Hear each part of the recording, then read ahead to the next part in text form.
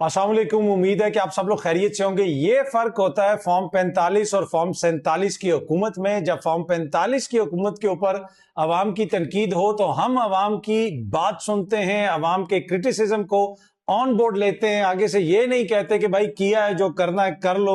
ये कहना है पाकिस्तान तहरीक इंसाफ का और शफी जान साहब का। खैबर पख्तूनख्वा में जो अरकान असेंबली की मराद के हवाले से बिल पास किया गया था, अब उसके हवाले से शफी जान साहब ने बाकायदा एक मीडिया टॉक की, एक वीडियो पैगाम जारी किया जिसमें उन्होंने कहा कि ये फैसला किया गया है अवाम की जानिब से जो क्रिटिसिज्म हुआ, उनकी जानिब से जो फीडबैक दी गई है, उसके बाद अब ये फैसला किया गया है कि इस बिल के अंदर जितनी मुतनाज़ा शिकें हैं, जितनी एक्स्ट्रा मराद दी गई थी, वो सारी खत्म कर दी जाएंगी और 1988 के एक्ट के तहत जो मराद थी बस वही रहेंगी। और उन्होंने कहा कि जो फॉर्म 45 की हुकूमत होती है वो इसी तरह करती है।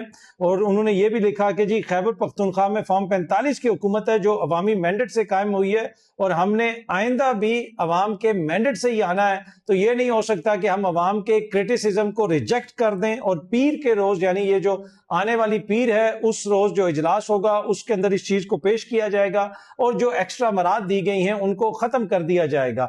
बाकी दीगर जगहों पे भी मराद वगैरह दी गई हैं, बहुत सारे क्वेश्चंस भी होते हैं, अवाम की तरफ से तनकीद भी होती है, लेकिन अवामी आगे से जो है उस तनकीद का कितना रिस्पांस होता है, कितना जनाब वो आगे से उसके ऊपर अमल दरामद होता है या उसको कितना खातर में लाया जाता है, ये बड़ा एक इंपॉर्टेंट पॉइंट है। आपने भी देखा होगा कि कितनी चीजों के ऊपर बहुत ज्यादा क्रिटिसिज्म होता रहता है लेकिन आगे से लगता ऐसे है कि कोई परवाह नहीं कर रहा। लेकिन जिस तरह पहले भी मैंने कहा कि शफी जान साहब कह रहे हैं कि जो अवामी हुकूमतें होती हैं जो फॉर्म 45 से आई होती हैं, फिर उनको अवाम के जज्बात का ख्याल करना पड़ता है। ये सामने आप ट्वीट देख लें, और ये ट्वीट है मरियम नवाज साहिबा की। उन्होंने कहा कि आपकी दवाई, आपकी रोटी, आपकी बिजली महंगी होने से सिर्फ उस हुकूमत को फर्क पड़ेगा जो आपके वोट से इक्तदार में आएगी।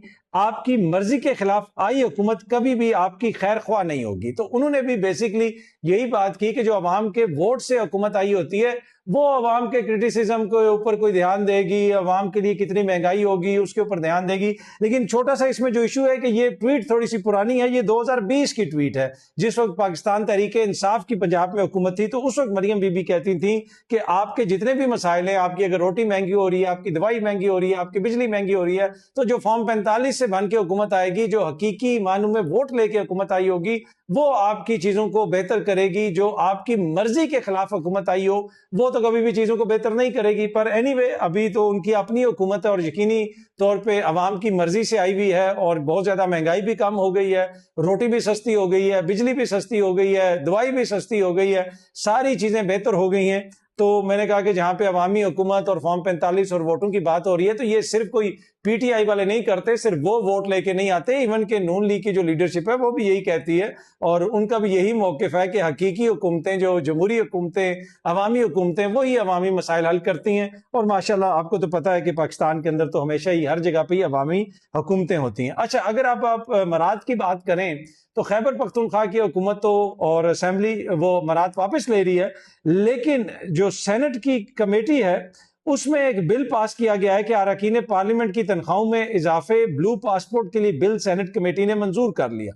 इसकी तफसीलात ये हैं कि जनाब जो साबिक सेनेटर्स भी हैं, अरकान पार्लियामेंट हैं, उनको भी ब्लू पासपोर्ट मिलेगा और उनके बच्चों को भी ब्लू पासपोर्ट मिलेगा और उनके जो बच्चे 28 साल की उम्र तक, अब 28 साल का बंदा मतलब बालिग है, 28 साल की उम्र तक क्या इंसान को माँ बाप के ऊपर डिपेंडेंट होना चाहिए? मेरे ख्याल में यही चीज बड़ी प्रॉब्लमेटिक है, किस कल्चर को आप सपोर्ट कर रहे हैं। पर एनीवे ये जनाब वो ये कह रहे हैं कि ये इनको मिलने चाहिए, इस तरह का पासपोर्ट मिलना चाहिए, ब्लू पासपोर्ट मिलना चाहिए, और उसको सेनेट की कमेटी ने मंजूर भी कर लिया और अब इस बिल को सेनेट में पेश किया जाएगा। और खबर की अगर आप तफसील पढ़ें तो उसमें लिखा हुआ है, उधर ये कहा गया कि जी जो वफाकी सेक्रेटरी यानी 22 ग्रेड के अफसर रिटायर्ड होते हैं उनको ये सहूलत पहले से मुयस्सर है और उनकी फैमिली को इसको भी पहले से मुयस्सर है।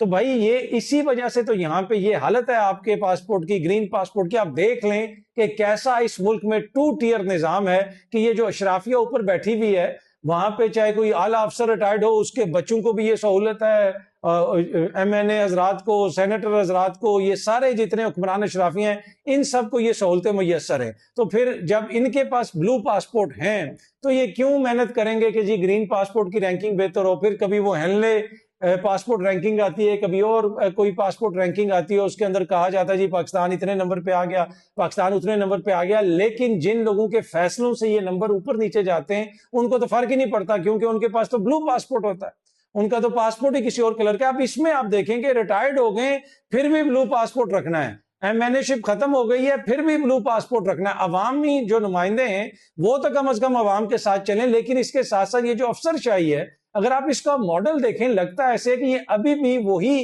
अंग्रेज की दौर की अफसरशाही है। यहाँ पे जो अफसरों के अंदर एक रौनक होती है, जो उनका एक तरीका कार होता है, जिस तरह वो बैठे होते हैं, किसी भी महफिल में चले जाओ, अगर कोई अफसर बैठा है वो ऐसे बैठा होगा कि जैसे जो है ये वास्को डे गामा ने जनाब इसको भेजा है और यहाँ पे ये पूरा जो ना यॉर्कशायर से आया हुआ ये, और ये जो पूरी यहाँ पे जनाब इसको लॉर्ड माउंटबेटन ने इसको यहाँ पे ये पूरा एरिया भेजा है कि तुमने जाके सीधा करना है। भाई आप अवाम में से हैं, आपका काम जो है अवाम की खिदमत करना है, लेकिन जो यहाँ पे ब्यूरोक्रेसी का कल्चर है, जो ओवरऑल यहाँ पे हुक्मरानी का कल्चर है, वो अभी भी वही है जो अंग्रेज छोड़ के गए थे। अच्छा, उनके ममालिक में ये कल्चर नहीं, आप चले जाएं यूरोप में, कभी आपने देखा जी ये मजिस्ट्रेट साहब की गाड़ी जा रही है, ये डीसी साहब का बंगला है, ये जनाब जज साहब का काफिला जा रहा है, वही ट्रेनों में जा रहे होते हैं, वो हाई कोर्ट के जजेस, सुप्रीम कोर्ट के जजेस, बड़े बड़े लोग जो है वो ट्रेनों में जा रहे होते हैं। ये नहीं कि मैं सुनी सुनाई बातें कर रहा हूं, मेरी आंखों देखा हाल है जनाब। बंदा निकला है साइकिल से, ये कौन है जी, लॉर्ड फलाना जा रहे हैं जनाब, ये वो है। जब पहले अभी तो सुप्रीम कोर्ट बन गई है ना बरतानिया में, इससे पहले हाउस ऑफ लॉर्ड्स के अंदर जो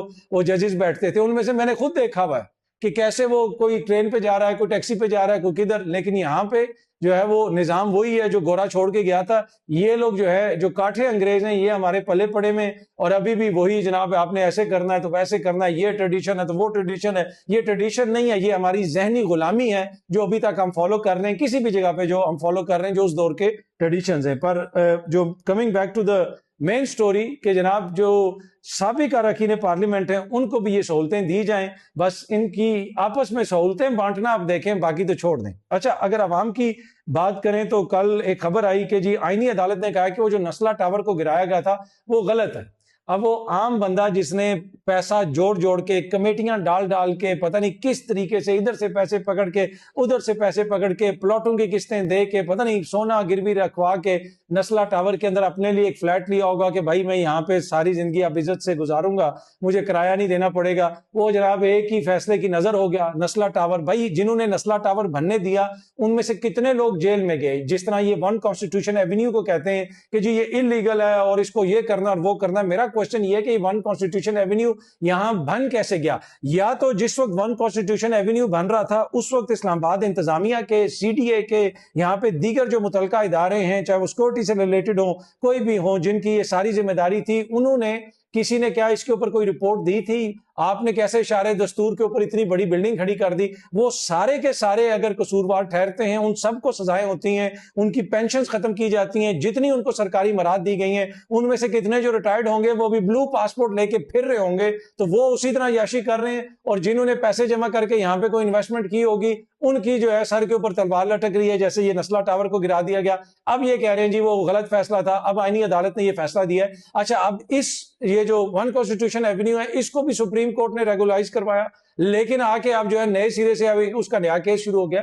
तो दुनिया में किस मुल्क में ऐसा होता है कि जहां पे जो इस तरह के फैसले आ जाते हैं और बाद में पता चलता है नहीं जी ये भी गलत है और वो भी गलत है। और पहली जो चीज और सबसे इंपॉर्टेंट चीज, भाई ऐसी चीज को इतना बड़ा बनने कौन देता है? कौन कौन सा अफसर वहां पे जिम्मेदार है? कराची बिल्डिंग कंट्रोल हो जाए, ये जो भी वहां पे हैं उनमें से किसी के डायरेक्टर को, किसी के अफसर को, कोई जिम्मेदार बंदे को सजा हुई, किसी से पूछा? उन सब की पेंशन जब्त की जाए, उनकी जायदादें जब्त की जाएं कि जो लोगों के फ्यूचर के साथ, लोगों की सेविंग्स के साथ ऐसे खेलते हैं, और फिर हम भी बड़ी आसानी से एक फैसला दे देते हैं और लोगों के जो उनका फ्यूचर है उसको ऐसे उड़ा देते हैं कि जैसे वी डोंट केयर, इसलिए कि हम वो चीज फील ही नहीं कर सकते, हम उनमें से है ही नहीं है। यानी यहाँ पे जो फैसला साज हैं वो लगता नहीं है कि अवाम से उनका कोई ताल्लुक है, तभी वो इस किस्म के कानून भी आते हैं, इस किस्म की मराद भी मांगी जाती हैं और ऐसे फैसले भी दिए जाते हैं।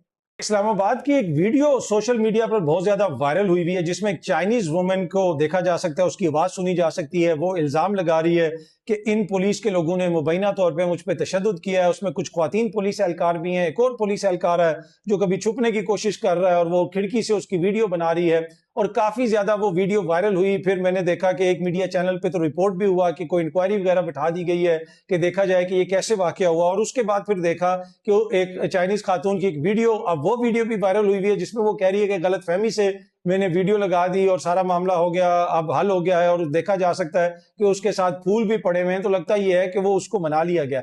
अब यहाँ पे मुझे कोई इशू नहीं है, वो एक फॉरेन वुमेन है, हो सकता है कहीं पे कोई गलतफहमी हो गई हो और उसको मना लिया गया है, अच्छी बात है।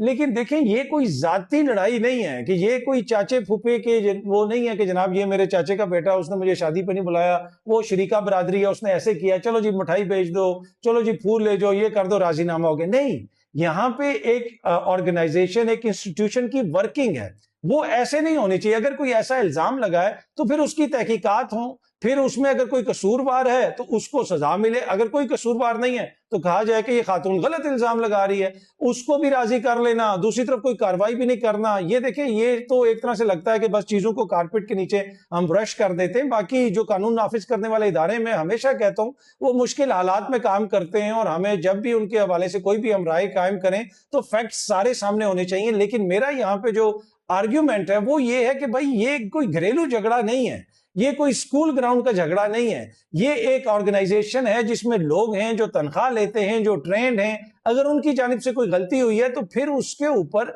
जो एक प्रोसीजर है, जो रूल है, उसके मुताबिक इंक्वायरी होनी चाहिए, उसके मुताबिक चीजें आगे बढ़नी चाहिए। अगर उनका कसूर नहीं है, वेल एंड गुड, आप रिपोर्ट दें जी इनका कोई कसूर नहीं है, चाइनीज औरत झूठा इल्जाम लगा रही है। अगर उनका कसूर है, उन्होंने हैवी हैंडेडनेस का मुजाहरा किया है, थोड़ी सी गलत कोई ऐसी बात की है, फिर आप अकॉर्डिंगली उनको पनिश करें उस तरीके से कि भाई ये आपने गलत किया है। तो ये जो बस सारा मामला हल हो गया, ये हो गया जी, बस राजीनामा हो गया, ये अगर इस तरह चीजें चलती रहें तो फिर वो इदारे इवॉल्व नहीं करते, फिर सिस्टम्स मजबूत नहीं होते।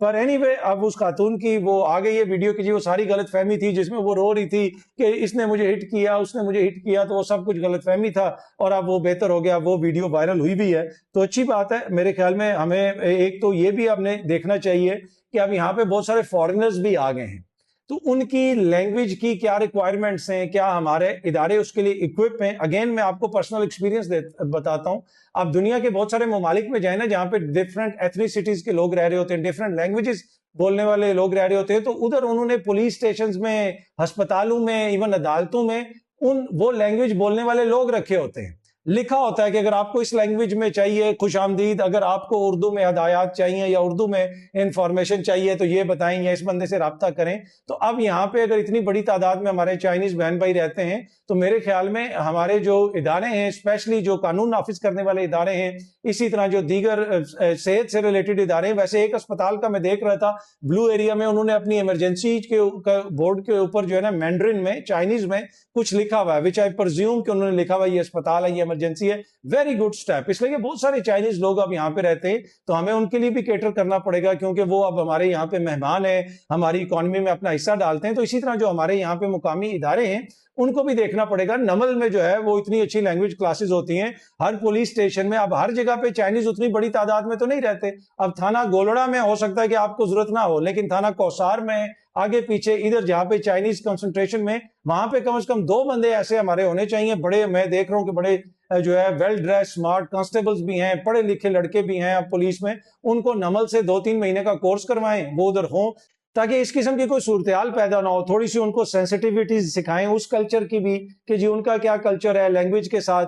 तो वो जब एक बंदा आएगा अपनी लैंग्वेज वाले किसी बंदे से बात करेगा तो टेंशन वैसे ही जो है वो 50% नीचे आ जाती है। तो मेरे ख्याल में इसके ऊपर हुकाम को सोचना चाहिए। अगर कोई हमारा व्लॉग देखते हैं, इसलिए कि हमारा व्लॉग तो ज्यादा लोग नहीं देखते, लेकिन हमारा तो फर्ज बनता है ना कि हम आपस में तो कम से कम ये बात करें।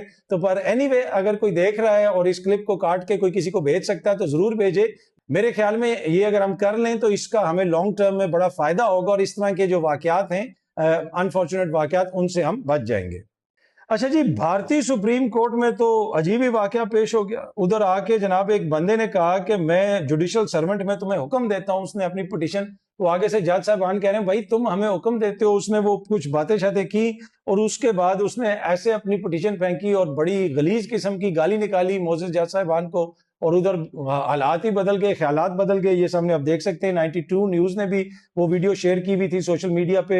मिस्टर जुडिशियल सर्वेंट, मैं तुम्हें हुक्म देता हूं, जजों के साथ बदतमीजी, पटिशनर का कमरा अदालत में हंगामा, भारतीय सुप्रीम कोर्ट के अंदर ड्रामाई मनाजिर, और जनाब बाकायदा तौर पे उसने मोजेस जज साहिबान को वहां पे गाली दी और पूरे निज़ाम को। और उसके बाद पता नहीं फिर क्या हुआ, उसके ऊपर क्या तौहीन अदालत लगी, क्या हुआ वो मुझे नहीं पता, लेकिन ये बड़ा अनफॉर्चुनेट एक इंसिडेंट पेश आया है भारतीय सुप्रीम कोर्ट में।